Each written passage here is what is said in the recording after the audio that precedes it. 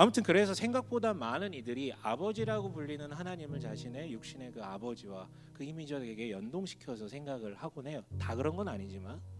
근데 저는 특히나 그런 사람 중에 하나였어요. 아니 저보다 더 그 아버지상이 많이 투영된 사람이 없을 것 같아. 왜냐하면 저희 아버지는 본래 성품도 그러하신 분이시지만 어떤 분이십니까? 그냥 아버지가 아니라 목사님이시잖아요. 그러니까 저는 하나님이라는 분을 그분의 입을 통해서만 들으면서 자라왔던 거예요. 그 결과 메시지와 메신저가 동일한 얘기를 하고 있거든요. 무슨 얘기를 하냐면 하나님은 어떤 분이시다? 전능하셔서 감히 쳐다볼 수 없고 절대적 권위자이기 때문에 무조건 순종해야 되는 분. 그렇게 저한테는 받아들여졌었어요. 그게 제 아버지의 캐릭터이자 제 아버지의 입을 통해서 가르쳐진 하나님의 이미지였거든요. 그리고 그 이미지는 이미지로 끝나는 것이 아니라 그것에 따라서 저의 신앙생활 전반도 규정되게 되었습니다. 실제로 작용을 한 것이죠. 그래서 오늘 나눌 기도를 예로 든다면 저에게 기도는 해야만 하는 것이었고 하지 않으면 영이 죽는 것, 그리고 실제적인 벌이 주어질 수도 있는 것이다라고 받아들였어요. 그래서 기도의 유무에 따라서 복과 화가 결정되는 거잖아요. 그래서 여기서 중요한 건 기도의 양이었어요.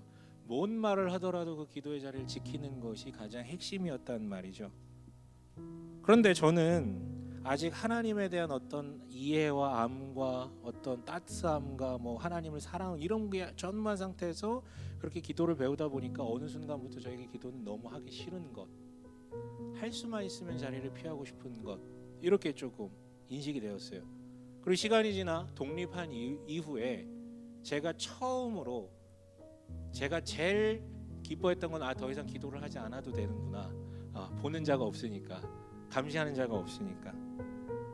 그래서 독립한 이후에 제일 등한시했던 신앙생활이 바로 이 기도였던 것 같아요. 너무 좋았죠. 하지만 좋은 건 잠시고 어쨌든 기도가 중요하다라는 인식은 여기 있어요. 여러분들도 다 그러지 않으신가요? 신앙생활 하다 보면 기도가 중요하다는 말은 저희 아버지한테 배우신 게 아니더라도 다 알고 계실 거예요. 근데 실제로 기도하지 못하는 나의 삶을 보면서 뭔가 죄책감이 느껴지고 때로 살다가 뭔가 안 좋은 일이 있었을 때 내가 기도 안 해서 이렇게 됐구나, 이런 어떤 생각을 하게 되고, 그래서 두려움에 휩싸이기도 하고, 반면에 기도 응답받았다는 이들을 보면 되게 부럽기도 한데 반면에 그런 어떤 응답받는 사람들을 보면서 자괴감도 무력감도 느껴지고, 내 하나님은 어디 계신 거야? 나도 기도하긴 하는데. 그리고 더 나아가서 정말 못돼 처먹은 건데 누군가 기도 응답 받았다고 하는 얘기를 듣고 자격지심에 그거 뇌피셜이야, 그건 심리적인 반응이야, 어차피 될 일이 된 건데 뭐 이렇게 넘기기도 했던 것 같아요. 물론 훗날 말씀을 보다가 엄청난 전환이 있었어요. 내가 알던 하나님은 성경이 말하는 하나님이 아니었구나, 내가 하나님을 오해했구나 라는 확신 가운데 그 하나님에 대한 이해가 확 전환되니까 저의 신앙 행위들도 다 전환되게 됐어요. 어떻게 전환되었냐면 어쨌든 그러니까 기도라는 것도 신앙 행위라는 것들이 강압이 아니라 의무가 아니라 열망과 권리로서 저한테 다가오게 됐던 것 같아요. 아무튼 제 이야기의 결론은 뭐냐면 당신 개개인이 가진 하나님이란 분이 어떤 분이신가에 대한 그 이미지 있잖아요. 그 이해, 그거에 따라서 여러분의 신앙 행위들도 자연스럽게 결정된다라는 얘기를 해드리고 싶어요. 저희 아내는 지금도 아빠라고 그런다 그랬죠? 그럴 수 있어요. 네. 근데 나는 언제까지 아빠라고 불렀지? 생각을 해봤는데 저한테 아빠라는 단어는 일찌감치 거세되었었던 것 같아요. 기억을 떠올려 보니까 4학년 때부터 저는 아버지라고 불렀던 것 같아요.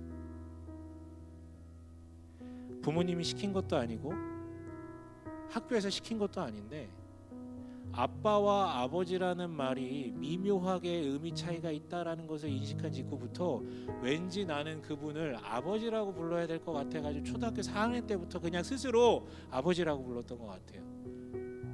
근데 그렇게 아버지라고 부른 시점부터 저와 아버지 사이의 대화라는 것은 상실됐죠. 그때부터 뭡니까?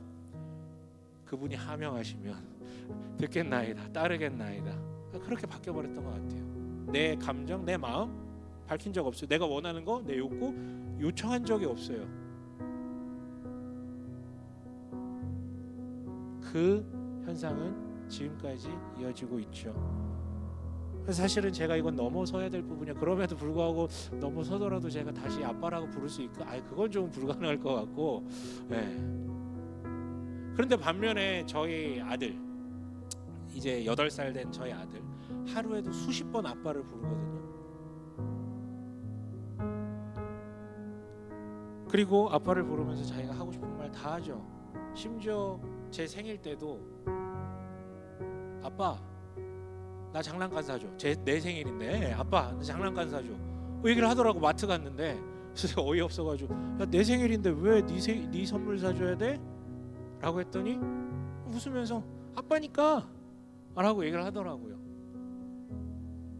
어이없는데 나도 모르게 웃으면서 알았어 라고 대답을 했어요. 어이없는데 내 생일인데. 네. 물론 저는 초월자가 아니기 때문에 사준다고 약속을 해놓고 최저가를 검색하고 있죠. 그 물건의 최저가를 검색하고 있고, 그날은 검색을 했지만 그 다음 날부터는 얘가 잊어버리길 바라면서 하루 이틀 지났는데 안 잊어버리더라고. 이놈 시키가. 안 잊어버리더라고. 아빠 왜 이런 거야. 아빠 진짜 아빠라는 건 이런 거야.